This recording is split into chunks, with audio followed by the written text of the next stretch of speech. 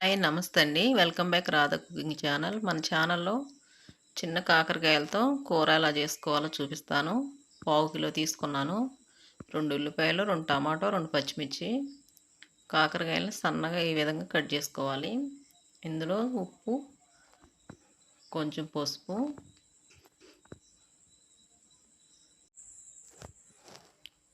వీటిని బాగా పసరంతా పోయే వరకు ఈ విధంగా కలుపుకోవాలి. పసరంతా బయటకు వచ్చిన తర్వాత వాటర్ వేసి కడిగి పిండి పక్కన పెట్టేసుకోవాలి ముక్కల్ని.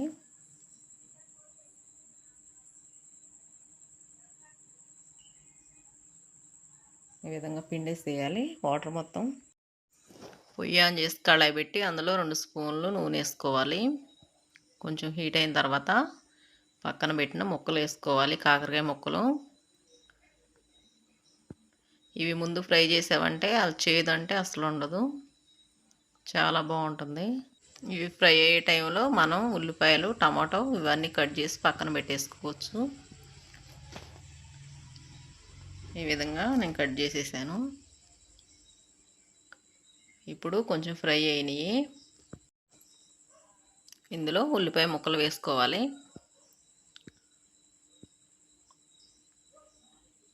బాగా ఫ్రై అవ్వకూడదు. కాకరకాయ ముక్కలు కొంచెం ఫ్రై అయిన తర్వాత ఉల్లిపాయలు వేసుకుంటే సరిపోద్ది. పచ్చిమిర్చి వేసుకోవాలి.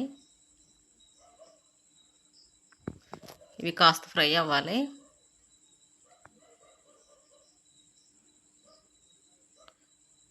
ఈ విధంగా ఫ్రై అయిన తర్వాత ఇప్పుడు టమాటా ముక్కలు వేసుకోవాలి.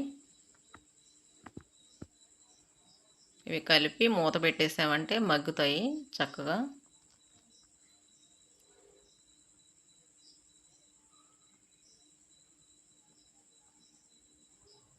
ఈ విధంగా మగ్గిన తర్వాత ఇప్పుడు ఇందులో ఉప్పు, కారం వేసుకోవాలి.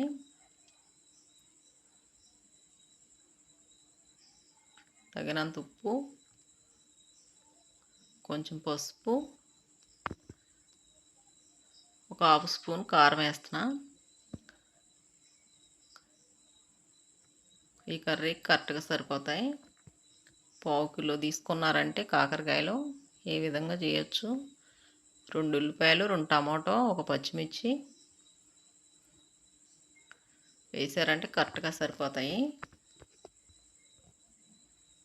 మూత పెట్టి ఒక్క నిమిషం మగ్గితే సరిపోద్ది. పైకి ఆయిల్ వచ్చింది. ఈ విధంగా వచ్చిన తర్వాత ఇంక స్టవ్ ఆపేసుకుంటామే.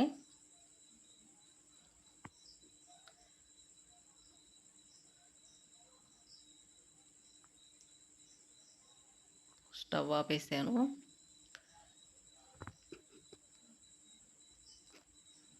ఈ విధంగా గిన్నెలో తీసుకొని సర్వ్ చేయొచ్చు. కలర్ కానీ టేస్ట్ కానీ చాలా బాగుంటుంది. అసలు తినని వాళ్ళు కూడా తింటారు. ఈ విధంగా వండారంటే చేదు ఉండదు కాబట్టి ఒకసారి ట్రై చేసి చూడండి. టేస్ట్ అయితే చాలా బాగుంది. మసాలాలు ఏమీ వేయలేదు. ఇంకా నేను కాకరకాయ కూర ఈ విధంగా వండుకుంటేనే బాగుంటుంది.